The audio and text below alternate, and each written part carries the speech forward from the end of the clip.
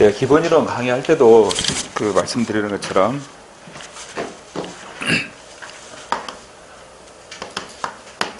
총론하고 그 다음에 정책론, 조직론, 인사행정,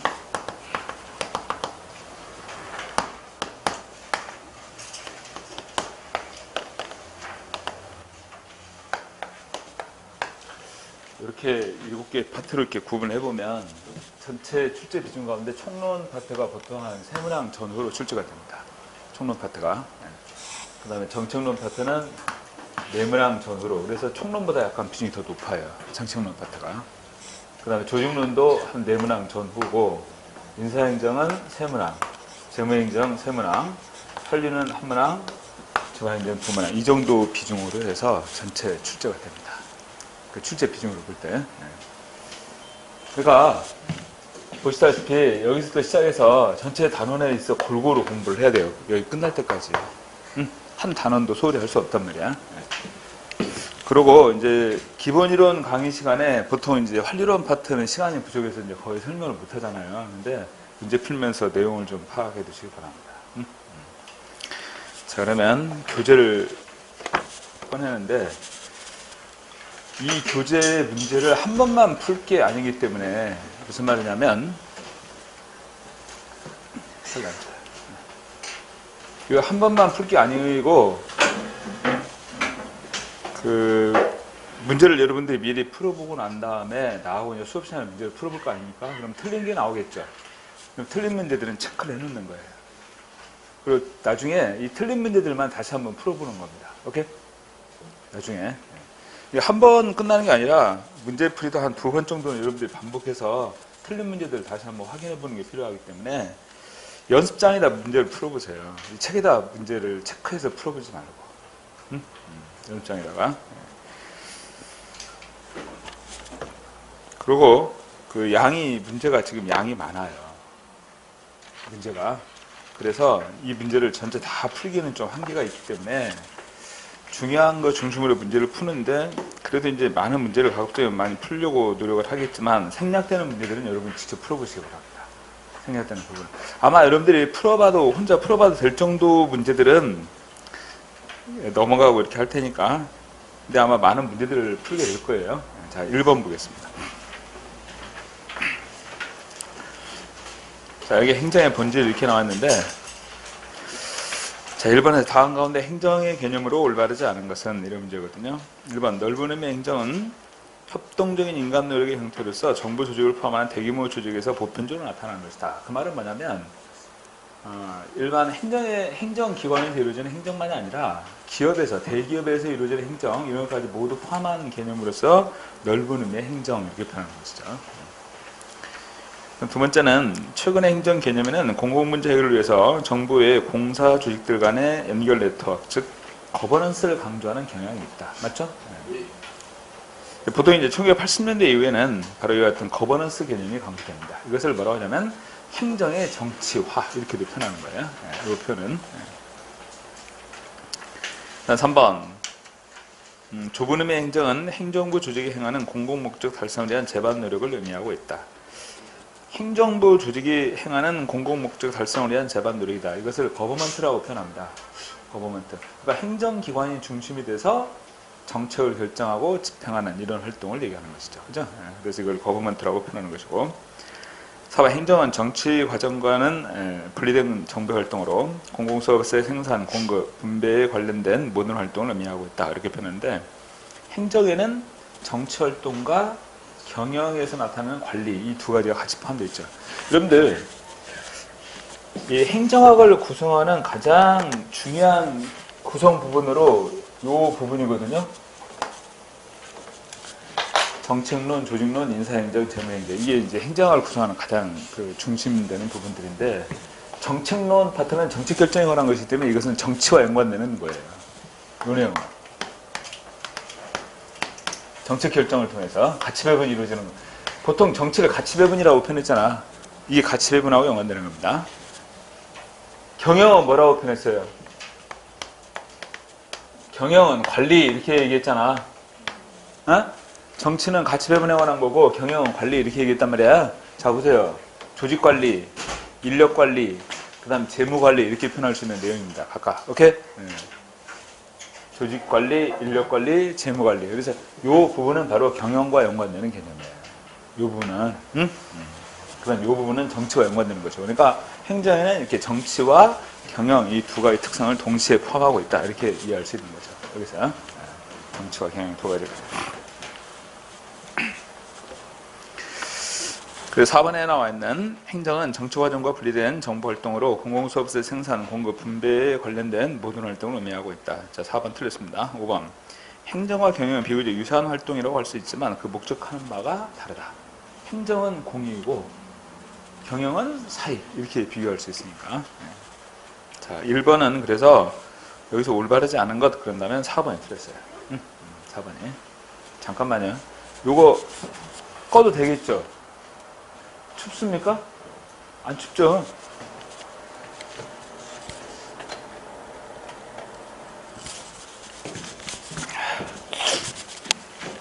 자, 그 다음에 2번으로 넘어가 보면 작은 정부하고 큰 정부 이렇게 비교되어 나와 있습니다. 작은 정부하고 큰 정부에 대한 설명에서 가장 옳지 않은 것은 이렇게 나와 있어요.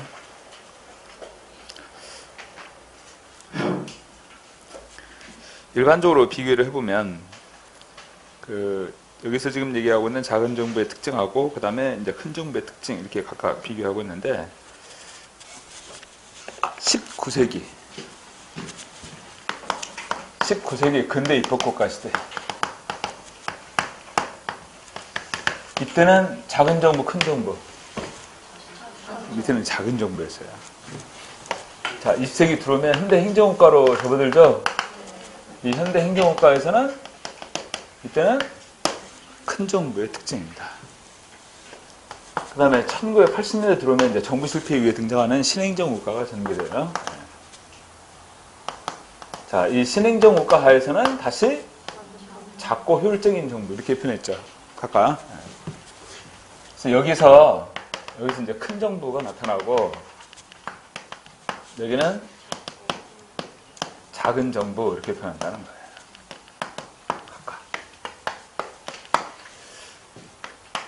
자, 이 큰 정부 하에서는 대표적인 1930년대를 배경으로 하는데 케인즈 경제학을 전제로 하는 것입니다. 오케이? 케인즈 경제학을 이건 이제 수요 중시의 경제학이라고 표현할 수 있는 부분이죠. 근데 정부의 활동을 확대시키는 것을 강조하고 있습니다. 여기서는 오케이? 자, 그렇다면 2번 문제 보시면 작은 정부와 큰 정부의 설명에서 가장 옳지 않은 거 1번. 큰 정부의 등장은 대공황 등 경제위기 속에서 시장에 대한 정부의 적극적인 개입을 통해서 대공황을 극복해야 한다는 케인즈주의의 사상적 기반을 두고 있다. OX.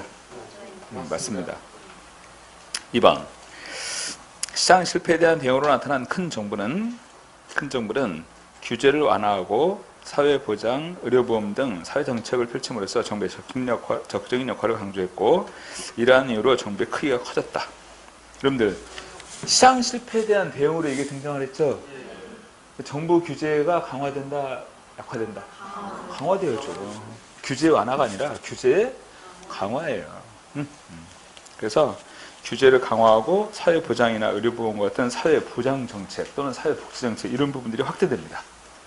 그러면서 정부의 적극적인 역할을 강조했고 이러한 이유로서 정부의 크기가 커졌다 이거야.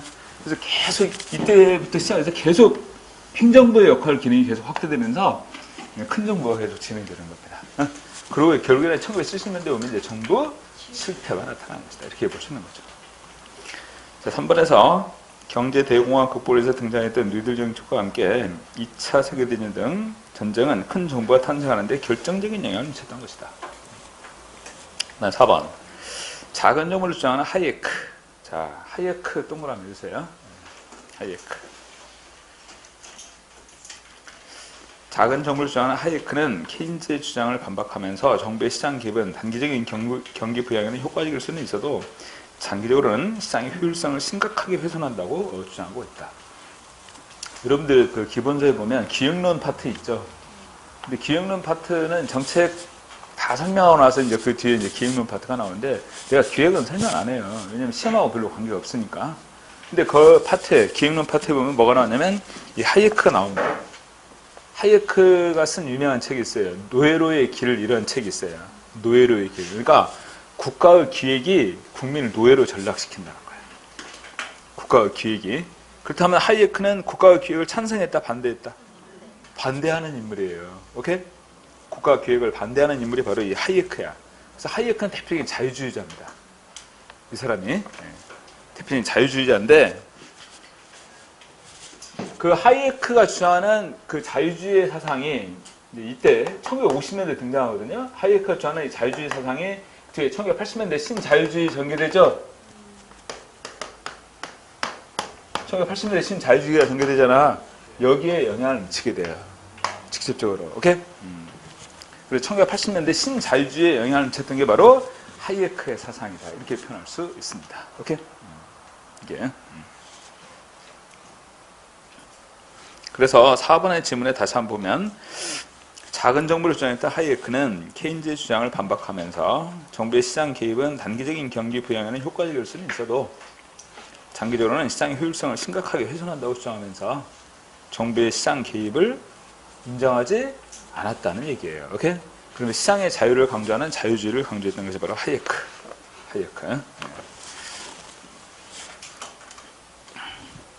자, 그 다음에 3번. 신자유주의 정부 이념 및 관리 수단과 연관성이 적은 것입니다. 보통 이제 신자유주의 그 정부 이념을 전제로 하는 것은 1980년대부터라고 표현할 수 있는 거죠. 1980년대부터. 자, 1번. 시장 실패 해결사 역할을 해오던 정부가 오히려 문제 유발자가 되었다는 인식을 바탕으로 다시 시장을 통한 문제 해결을 강조하면서 작은 정부를 추구하게 된 것이다. 맞죠? 예. 2번. 민간 기업의 성공적인 경영 기법을 행정에 접목시켜서 효율적인 행정 관리를 추구할 뿐만 아니라 개방형 임용, 성과급을 통해서 행정의 경쟁 원리 도입을 추구한다. 왜냐하면 정부 실패가 나타났으니까 그 행정에 있어서 민간의 경영 기법들을 이렇게 수용해서 행정의 효율성을 높이고자 하는 거죠. 이걸 뭐라고 표현하냐면 행정의 경영화라고 얘기하는 거예요. 오케이? 이 내용을 행정의 경영화 이렇게 표현하는 내용입니다.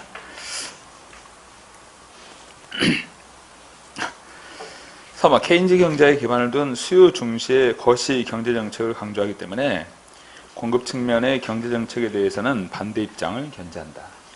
바로 여기서 수요 중시의 그 경제정책을 주장하게 돼요. 케인즈를 중심으로 한 경제학자들이. 그래서 정부가 앞장서가지고 돈을 풀어라 이거예요. 공공투자정책을 통해서. 그래서 수요를 촉진시켜라. 그 말이죠.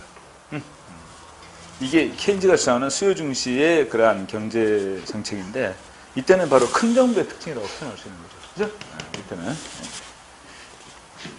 4번. 정부의 민간 부분에 대한 간섭과 규제는 최소화 또는 함정으로 축소, 조정돼야 한다는 입장에서 규제 완화, 민영화 등을 강조하고 있다. 이렇게.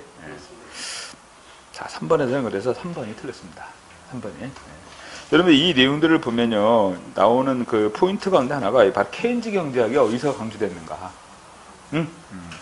그 다음에 여기서 이제 규제가 강화되고, 여기서 그러면 이제 행정 역할 기능이 확대되기 시작했죠. 그리고 여기 오면 이제 작은 정부로 등장한다는 거예요. 자, 이런 내용들이 포인트입니다. 자, 4번, 5번은 아주 평이한 내용이기 때문에 확인하시고 6번으로 넘어갑니다. 자, 6번하고 7번은 같은 내용이거든요. 자, 윌슨입니다. 윌슨. 윌슨의 행정학의 아버지 이렇게 표현하죠?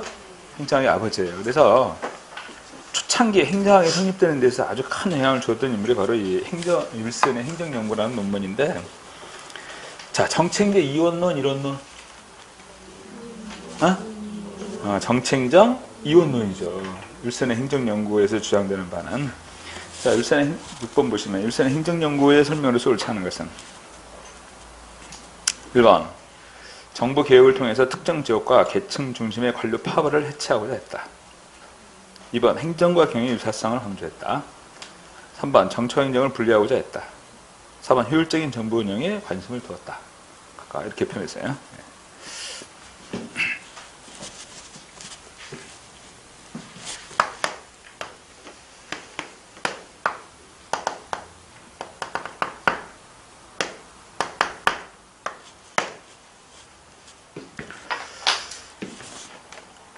여러분들 미국에서 1829년도에 역관제에 도입했던 거 기억나세요? 역관제 도입했던 인물이 누군가요?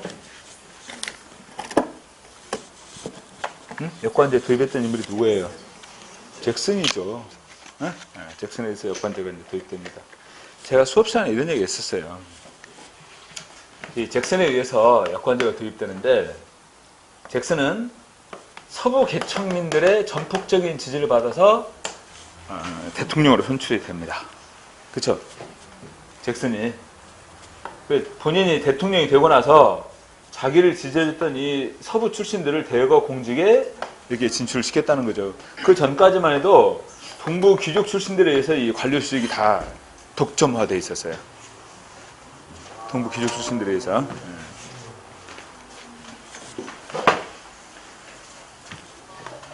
그래서 이들에 의해서 이제 특권주의가 형성되어 있었던 거죠. 관료 수직에서. 근데 이 서부 계층민의 지지를 받아 대통령이 되고 난 다음에 이들을 이제 공직에 대거 진출시키면서 공직사회 물갈이가 이루어진단 말이야. 그러면 특권이 깨집니다. 공직사회. 이 이후에 이제 정권이 바뀔 때마다 또 공무원도 계속 바뀌는 거죠.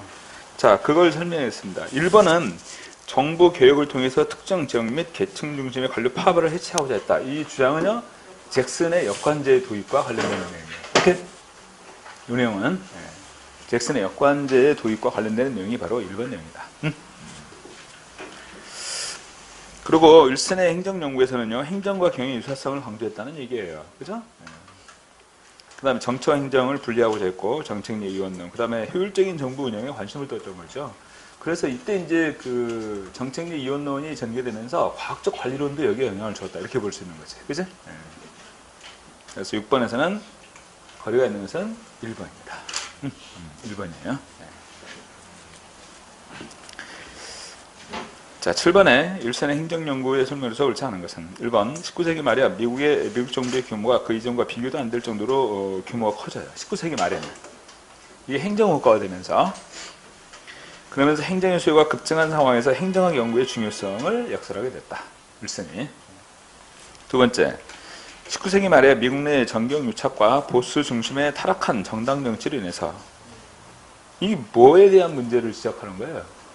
역관제 문제를 지적하는 거죠. 이 바로 미국 내 정경 유착과 보수 중심의 타락한 정당 정치로 인해서 부패가 극심한 상황에서 행정이 정치로부터 독립돼야 된다고 주장하고 있다. 그래서 역관제를 타파할 것을 주장하면서 이제 뭐가 등장하냐면 19세기 말 1883년도에 실적제가 도입됩니다. 오케이? 그렇잖아요. 실적제 도입. 이 시기예요. 한번 윌슨은 행정의 전문성을 강조하면서 정처 행정의 분리와 함께 행정 영역을 비즈니스 영역으로 규정하기도 한다. 행정은 곧 비즈니스다. 그 말이에요. 그러니까 행정의 특징이 정치보다는 경영의 성격이 강하게 나타나는 것이다. 이렇게 볼 수 있는 거예요. 3. 윌슨은 행정의 본질을 의사결정과 이에 따른 집행의 효과성을 높이는 것으로 파악하고 있고 근본적으로 효율적인 정부가 되어서 돈과 비용을 덜 들여야 한다고 주장한다. 이렇게 얘기했는데 행정이 협동적 의사결정이다. 그래서 행정에서 가장 중요한 추점은 의사결정이다. 이렇게 주장했던 인물이 누구냐? 사이먼이에요. 행정은 협동적 의사결정이고 그동안 여러분들 공부해왔다고 생각하지만 문제 풀어보니까 어때요? 그게 아니죠. 행정은 협동적 의사결정이고 행정에서 가장 중요한 추점은 의사결정이다. 이렇게 주장하는 것은 바로 사이먼이에요. 윌슨이 아니고. 4번의 내용은 바로 사이먼이 표현한 내용입니다. 앞에 나와 있는 행정의 본질을 의사결정으로 보는 시각. 오케이? 7번은 왜 4번이죠? 여러분들 6번하고 7번은요, 7급용이에요, 사실은. 윌슨의 행정연구라는 그 자체 하나의 주제는 굉장히 지엽적인 거잖아요. 근데 이게 정치행정 이원론을 배경으로 해서 행정학의 학문적인 연구가 이루어졌고, 행정이 정치 영역에서 벗어났죠. 그래서 행정 고유 영역을 확보했다는 면에서 굉장히 의의가 있어요. 그래서 이 내용을 이해해 두는 것은 시험이 이렇게 나옵니다. 여러분들 9급에서는요. 정치행정 이원론의 특징과 거리가 먼 것은 이렇게 나와요. 그러면 윌슨의 이 행정연구에 대한 내용은 아주 큰 영향을 줬다고 볼 수 있는 거죠. 그래서 이 내용들을 연결해서 이해를 해야 된다. 이렇게 볼 수 있다는 거죠. 자, 8번에 보시면 정책력 이론론의 설명에서 가장 옳지 않은 거 1번. 근데 1930년대입니다. 정책력 이론론. 1930년대 정책력 이론론의 설명에서 가장 옳지 않은 거 1번. 공공조직의 관리자들은 정책 결정자를 위한 지원, 정보 제공의 역할만을 수행하게 된다. 이제 정책력 이론론이라고 한다면 행정에 있어 정책 집행만이 아니라 정책 결정도 하는 거죠. 정책 집행만이 아닌 정책 결정도 하게 돼요. 행정이. 그래서 지금 1번의 표현대로 공공조직의 관리자들은 정책 결정자를 위한 지원, 정보 제공의 역할만을 수행한다는 것은 거리가 있죠. 예, 행정이 직접 정책 결정도 했으니까. 어? 정책 이론론에서는. 예. 2번 공공조직의 관리자들은 정책을 구체화하면서 정책 결정 기능을 수행한다. 3번 공공조직의 관리자들이 수집, 분석, 제시하는 정보가 가치 판단적인 요소를 내포하고 있는데 이 가치 판단적인 요소라고 하는 것은 바로 정책 결정하고 연관되는 것이죠. 4번 행정의 파급 효과는 정책 요소를 내포하고 있는 것이다. 당연하죠. 예. 자, 8번은 그래서 거리가 있는 것은 1번입니다. 9번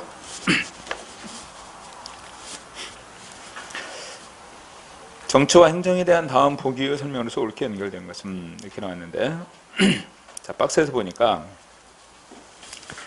기억 전통적으로 민주주의 정체제에서 정치는 가치 개입의 행위고 행정은 가치 중립적 행위로 볼 수 있는 것이다.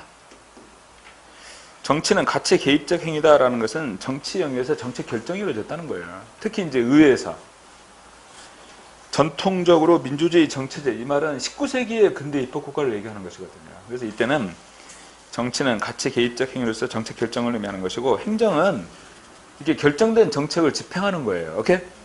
이게 19세기적 상황이었어요. 그래서 행정은 이때는 이제 가치 중립적 행위다 이렇게 표현했다는 거죠. 정치는 효율성을 확보하는 과정인데 반해서 행정은 민주성을 확보하는 과정으로 볼 수 있는 것이다. 반대로 표현됐죠? 네, 반대예요. 정치는 민주성이고 행정은 효율성입니다. 추구하는 이념과 가치가. 이거 정책력 이론론에서의 행정의 정책 기능이라는 것은 정책 형성 기능을 의미하고 있는 것이다. 자, 정책적 이론론에서 말하는 행정의 정책 기능이라는 것은 정책의 집행만이 아니라 정책 결정도 포함한다고 그랬잖아. 그러니까 지금 표현하고 있는 것처럼 행정에 있어 정책 기능은 정책 형성 기능을 의미하는 거야. 결정과 집행까지 다. 응? 1960년대 발전행정론이 대두가 되면서 기존의 행정우위론과 대비되는 정치우위론의 입장에서 새 이론론이 제기가 된다. 보통 1960년대 오면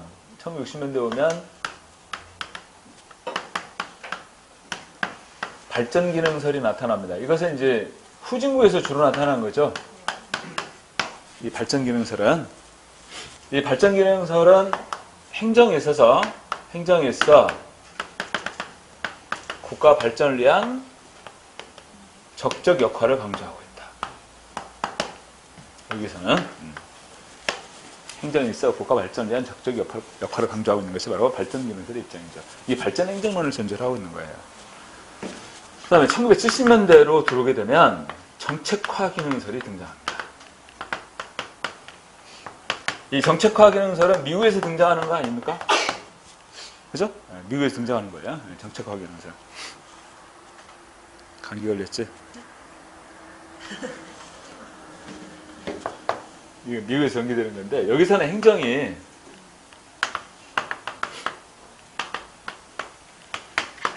사회문제 해결을 위한 정책 형성 기능을 강조하고 있습니다. 여기서 이제 강조하고 있는 거죠.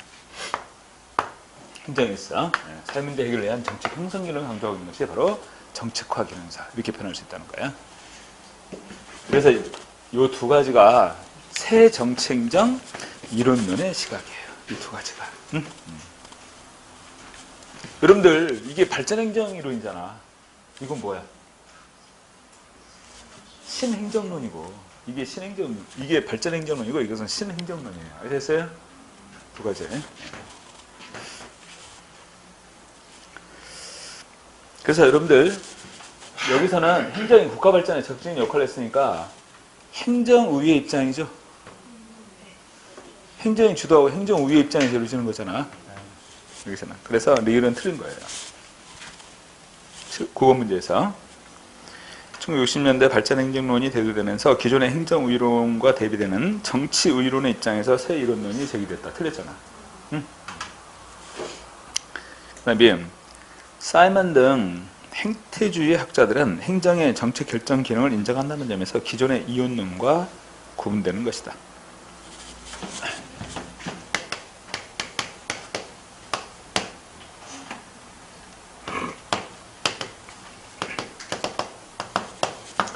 1940년대에서 60년대까지 행태론이 등장합니다. 그죠? 1940년대, 60년대까지. 1930년대에 등장하는 것이 뭐였어요? 통치기능설이었어요.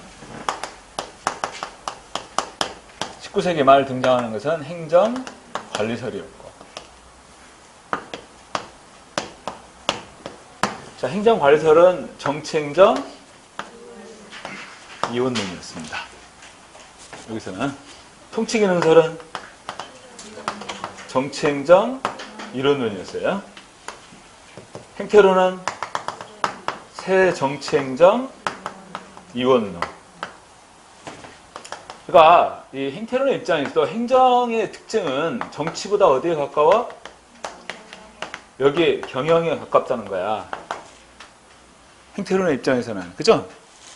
새 정치행정 이원론이잖아. 근데 이건 알아야 돼요. 이건 뭐냐면 여기서 벌써 행정은 정책의 집행만 아니라 정책 결정 기능도 수행하게 됐죠? 여기에서. 그래서 행태론에 들어오게 되면 그 이전에 벌써 행정이 정책 결정 기능을 수행했잖아요. 그래서 이건 인정을 해요. 행태론에서도. 행정의 정책 결정 기능을. 그런데 무슨 얘기냐면 행태론은 아시다시피 논리 실증주의를 전제로 했어. 연구 방법으로. 논리 실증주의를. 그래서 이 논리 실증주의를 전제로 하기 때문에 행정 연구 대상은 사실 판단하고 가치 판단 가운데 어디에 국한된다? 여기에 국한된다는 거야. 가치 판단 영역은 실증적인 연구를 할 수 없잖아요. 주관적이기 때문에. 그죠? 근데 이 정책에 관한 부분은, 정책 결정에 관한 부분은 가치 판단에 관한 거잖아. 응? 정책 결정에 관한 것은 바로 가치 판단 부분이란 말이에요. 그러니까 여기서는 무슨 얘기냐면 행정의 정책 결정 기능을 인정하겠다. 그렇지만 이러한 논리적이고 실증적인 연구 대상이 될 수 없다. 이런 얘기예요. 정책 결정에 관한 내용이에요. 오케이? 그걸 얘기하는 것이 바로 행태론에 관한 내용입니다.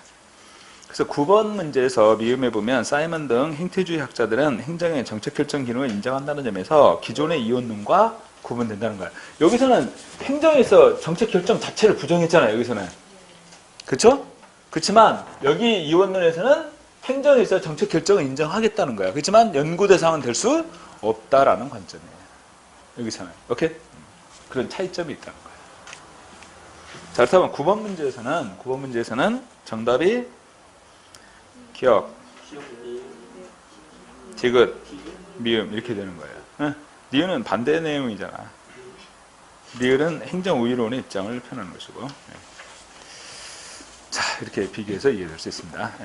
자, 이 문제도 좀 유의해 두셔야 될 필요가 있어요. 자, 그 다음에 12번.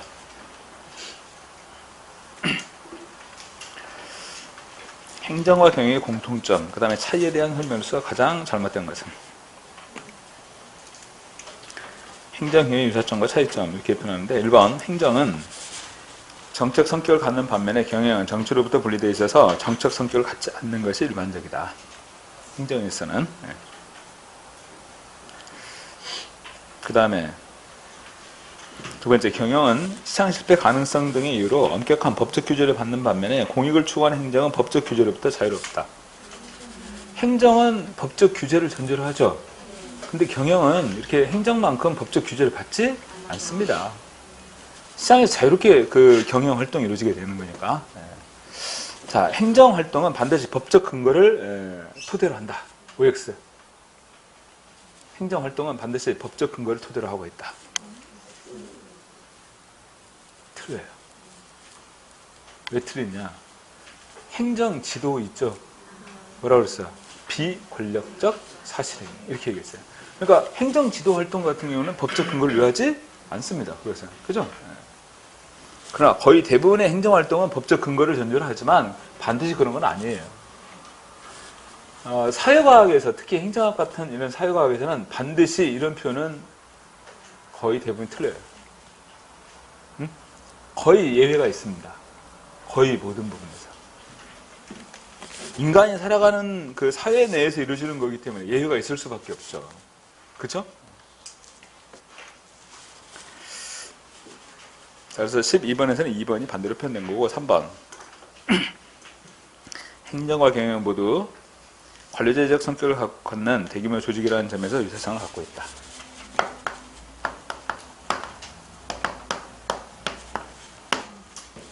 유사점. 오케이? 네, 유사점이에요. 네. 관수협의. 관료제의 성격과 관리 기술, 목표 달성을 위한 수단, 협동행위, 의사결정 각각.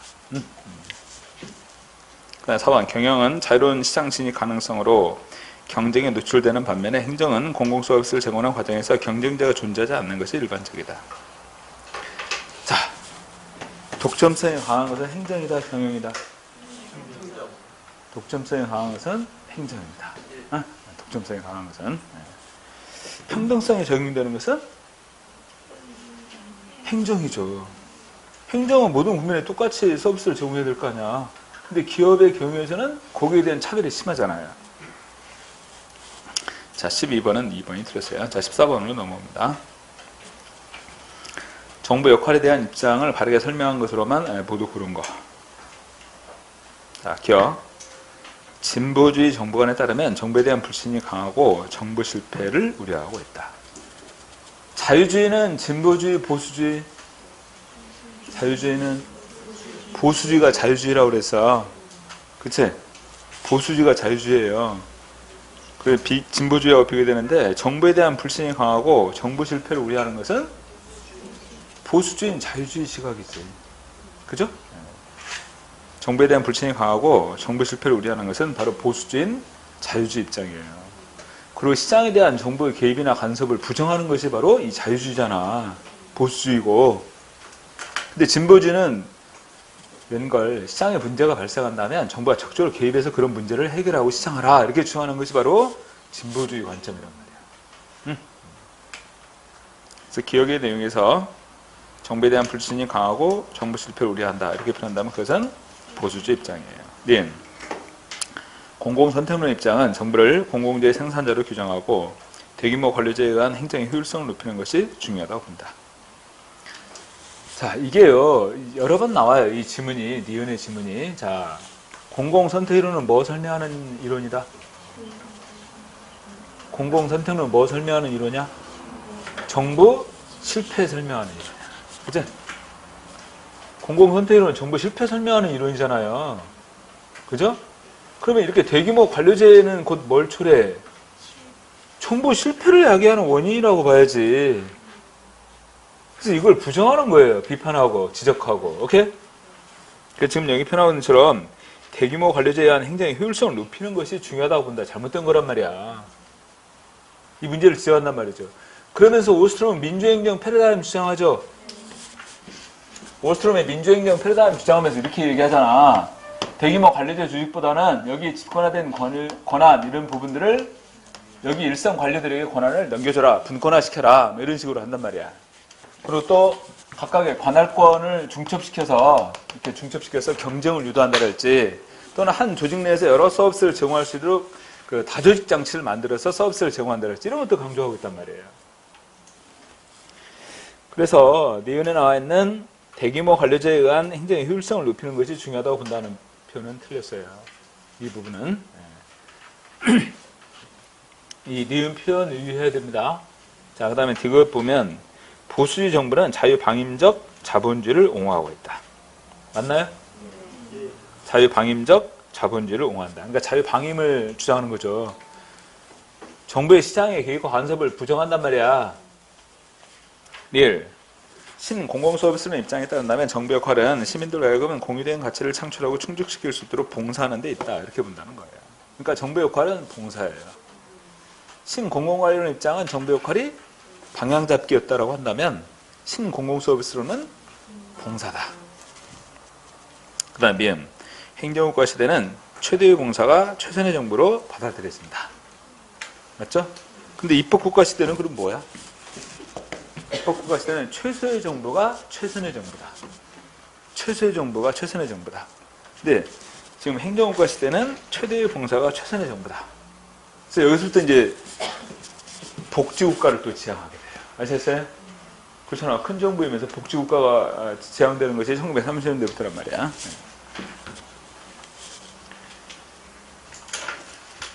소극적 자유와 적적 자유가 있습니다. 소극적 자유란 국가 권력으로부터 간섭받지 않는 자유예요.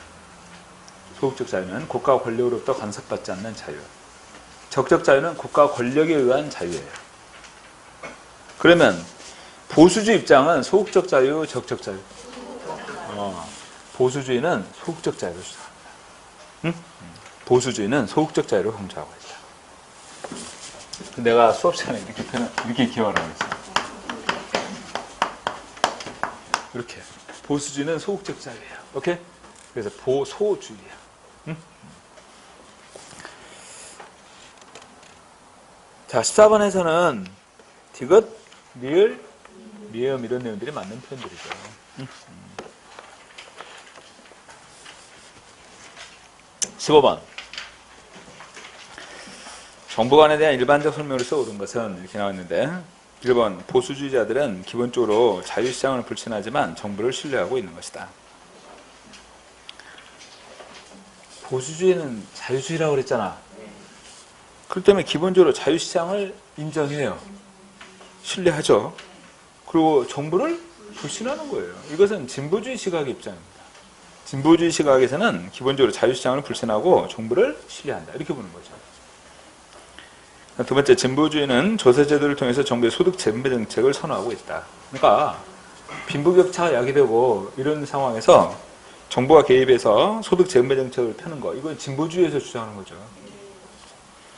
3번, 신자유주의가 등장하면서 작은 정부에서 큰 정부의 전환이 이루어졌다. 반대입니다. 신자유주의는 큰 정부에서 작은 정부로. 4번, 1930년대 그 대공황을 겪으면서 최소의 정부가 최선의 정부라는 신념이 중요시되게 된다. 방금 얘기했어요. 최소의 정부가 최선의 정부는 여기에요. 오케이? 그렇잖아요. 여기는 정부의 적극적인 그 시장의 개입, 또 사회문제 해결, 이걸 강조하고 있는 거잖아요. 그죠? 자, 15번은 2번이 맞는 편입니다. 그 밑에 비교를 해놨어요. 보수주의 시각은 소극적 자유를 강조하고 있다. 오케이? 그리고 또 하나. 이 보수주의 입장하고 진보주의를 비교해보면 진보주의에서는 그 시장에 대해서 시장의 잠재력은 인정하고 있지만 문제가 발생할 때 적극적으로 정부의 개입을 선호한다. 이렇게 표현했습니다. 예를 들어서 소득 재분배 정책 같은 걸 선호하는 것은 진보주의 시각이에요. 오케이? 소득 재분배 정책을 선호하는 것은 진보주의 관점입니다. 16번은요, 여러분들이 풀어봐도 될 것 같아요. 자, 뒤로 넘어갑니다. 자, 7쪽에 현대행정의 이해 이렇게 나와 있어요.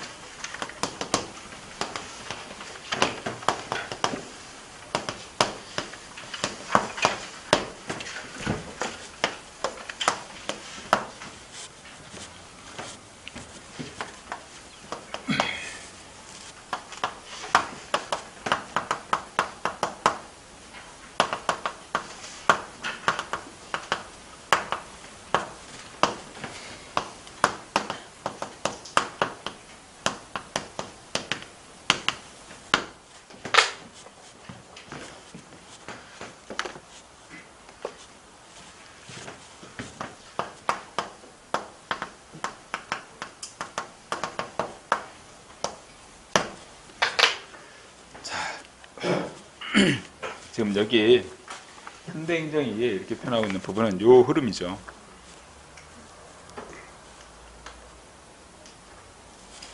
이렇게 표현하고 있는 이 흐름으로 이제 쭉 정리할 수 있습니다. 자, 18번 문제 보시면 여기 나와 있는 문제들은 뭐에 관한 거냐면 여러분들 시장 실패 원인들 있죠. 자, 첫 번째가 뭐였어?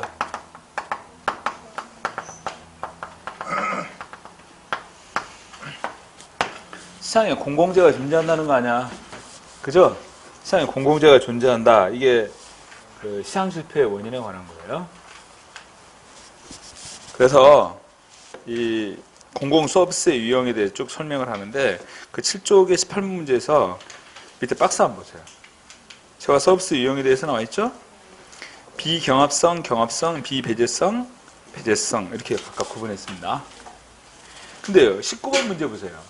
19번 문제 보면 박스 이렇게 제시했는데 내가 설명한 순서하고는 바뀌어 있죠. 무슨 말이냐면 여기는 위에가 배제성과 비배제성, 그 다음에 경합성, 비경합성 이런 식으로 순서를 확 바꿔놔 버렸어요. 그러니까 무턱대고 암기했다가 이렇게 나오면 헷갈릴 거 아닌가. 조심해야 돼요. 그러니까 이런 부분들에 대해서. 근데 이런 식으로 나눠가지고 설명하는 내용들이 많이 나오잖아. 근데 이렇게 흔들어 놔버리면 헷갈린단 말이죠. 그래서 무턱대고 암기하면 안 된다는 거지. 이런 부분들은 좀 이해하면서 접근하는 게 필요한데, 자, 경합성하고 배제성을 전제로 하는 건 뭐야? 민간제잖아요.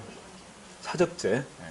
그 다음에 우측에 B에 해당되는 19번 문제를 먼저 보세요. A는 민간제고 그 다음에 B에 해당되는 것은 경합성하고 비배제성이에요. 네, 공유제예요. 경합하면서 비배제성을 전제로 하고 있는 거. 네. 공유제는 대표적인 것이 자연자원 같은 것입니다. 네. 그 다음에 C는 배제성하고 비경합성이죠. 요금제예요. 요금제. 네. 이게 일반적으로 그 왼쪽에 나와 있는 박스 내용하고 보면 그 요금제, 그 다음에 공유제, 이건 마찬가지입니다. 근데 D는 이제 공공재가 되는 거죠. 자, 이런 식으로. 국립도서관은 어디에 들어갑니까? 국립도서관. 네, 공유제예요. 왜냐면 경합하니까. 경합성을 전제로 하잖아요. 공유제입니다. 일기예보는 어디에 들어갈까요? 일기예보는요? 공공재예요. 그건 경쟁할 필요가 없어요. 서비스 제공을 받기 위해서. 그건 공공재입니다. 이런 식으로. 자, 그렇다면 여기서 19번 문제예요. A는 민간재에 해당되니까 구두, 라면, 자동차, 냉장고 다 해당되겠다. B는 좀 전에 얘기했던 것처럼 공유재에 해당되는 거니까 해저 광물, 맞죠? 출근길에 시내 도로, 이것도 공유재입니다. 이것도. 공공 낚시터는 요금제, 요금제. 그렇잖아. 이거 돈 내고 가야 돼. 그 다음에 케이블 TV는 요금제죠. 그 다음에 C에 보면 고속도로 대표적인 요금제죠. 일기예보는 뭐라고 그랬어? 공공재라고 그랬어요. 국방도 공공재에 해당되죠. 목초지는 공유제입니다. 공유제예요. 그다음 D, 등내. 등대는 소방, 등대는 공공재입니다.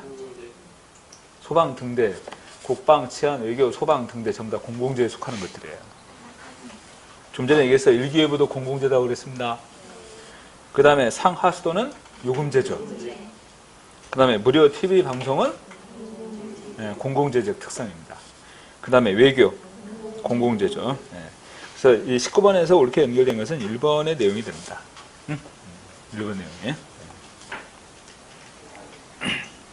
자, 그렇다면 18번을 볼까요? 자, 공공서비스에 대한 설명서가 옳지 않은 거. 1번, 집합제. 집합제는 뭐에 해당하는 것이다? 공공재를 집합제라고 표현합니다. 그래서 집합제는 비경합성과 비비대성의 특징 때문에 과소공급이나 또는 과다공급의 쟁점을 야기시키기 때문에 원칙적으로 공공부문에서 공급하는 것이 필요하다는 겁니다. 근데 과다공급보다는 과소공급의 경우가 많겠죠. 그죠? 그 다음에 두 번째, 공유제는 정당한 대가를 지불하지 않는 사람들의 이용을 배제하기 어렵다는 문제가 있다. 공유제 같은 경우는 정당한 대가를 지불하지 않고 소비하는 그런 경우들, 이런 경우라도 배제하기 어렵다는 거죠. 비배제성이라고 그랬잖아. 3번 국방의 경우는 경합성은 있지만 배제가 불가능한 서비스로서 대표적인 공유제에 해당한다. 틀렸어요. 공공재니까. 4번 의료, 교육 등의 가치세는 경합적이기 때문에 시장을 통한 배급도 가능하지만 정부가 개입할 수도 있다는 겁니다. 여러분들 교육 같은 경우 보세요. 얼마 전에 그 정부가 그 자사고 폐지하기로 결정을 했죠. 바로 이런 것들이 정부가 이 교육 부문에 개입을 하는 겁니다. 학원 같은 경우 10시 이후에는 학원 강의하면 안 돼요. 이게 다 규제에 해당되는 거예요. 그래서 이와 같이 이러한 의료 부분이랄지 또는 교육 부분, 이런 부분은 가치제에 해당되는 경우들이 많은데 경합적이기 때문에 시장을 통한 배급도 가능하지만 정부가 개입할 수도 있다는 거예요. 그리고 시장을 통해 배급도 이루어지고 또 정부가 직접 생산해서 공급하기도 합니다. 가치제는. 그래서 정부가 초등학교도 설치하고 공립대학도 설치하고 이렇게 하잖아요. 의무교육도 도입하고 이렇게. 4번 공유제에는 녹지, 국립공원, 하천 등이 같이 포함되어 있다. 맞습니다. 3번이 틀렸네요. 자, 그리고 넘어가서 자, 21번 보기는 공유제와 관련된 설명인데 옳은 것으로 묶은 것은 자, 기억에서 전기와 상하수도 등이 공유제에 해당하는 것이다. 요금제죠. 이는 민간 부분이 공유제의 공급 주체가 될 수 있다. 그런데 시골에 가보면 시골에 이제 동네가 있어요. 이게 마을 사람들이 서로 힘을 합해가지고 마을 도로를 이렇게 확장하고 시멘트로 포장도 해서 자기네들이 이용하기 편리하게끔 하려고 이렇게 도로 같은 거 만들고 이렇게 합니다. 그죠? 그렇기 때문에 이것은 민간 부분이 공유제의 공급 주체가 될 수도 있다는 얘기예요. 필요에 의해서. 이거 적절한 주치가 없다면 과다 소비로 인해서 고갈 문제가 발생할 수 있다. 공유제 비극입니다. 그 다음에 릴, 소비의 비경합성과 비배제성의 특성을 갖는 동시에 그러한 재화나 서비스라고 표현하는데 이것은 공유제의 특징이죠. 공유제는요. 경합성과 비배제성을 전제로 하고 있습니다. 공유제는 경합성과 비배제성을 전제로 하고 있다. 이렇게 봐야죠. 그래서 21번에서는 정답이 리엔하고 디귿 두 가지예요. 자, 22번하고 23번은 각각 공유제 비극에 대한 내용을 물어보는 겁니다. 여기서 23번을 보면 다음 보기의 내용의 시장 실패에 대한 설명에서 옳지 않은 거죠. 박스에 보면 그 공유제 비극에 대해서 수업 시간에 설명한 내용들이죠. 이거 이제 설명했는데 1번 위에서 나타난 시장 실패의 주된 요인은 무임승차자의 문제다. 무임승차는요 공공재에서 나타난 거예요. 그죠? 무임승차는 공공재에서 나타난 문제점입니다. 이 공유제는 공유제 비극의 특징을 나타내죠. 2번 보기에 사례 나타난 재화는 배제 불가능성과 함께 소비에서의 경합성을 특징을 하고 있다. 방금 얘기했던 거죠. 3번 보기의 사례는 공유제 비극에 대한 설명이고 4번 이러한 시장 실패 해결을 위한 방법의 하나는 재화의 재산권을 명확히 하는 것이다. 그래서 공유주에 해당되지만 여기 이제 3명의 양치기가 있단 말이에요. 그러면 여기 공간을 이렇게 3등분해서 여기는 갑, 여기는 을, 여기는 병 이렇게 소유권을 인정해 주는 거예요. 그러면 잘 관리하면서 양을 키울 거 아니겠느냐 이런 얘기예요. 자, 이게 이제 코드 정리에 관한 것이죠. 코드 정리에 관한 것. 자, 24번에서 외부 효과를 교정하기 위한 방법의 설명에서 옳지 않은가. 자, 23번은 1번이 틀렸습니다. 24번에 보면 외부 효과 교정을 위한 방법에 대한 설명에서 옳지 않은 1번.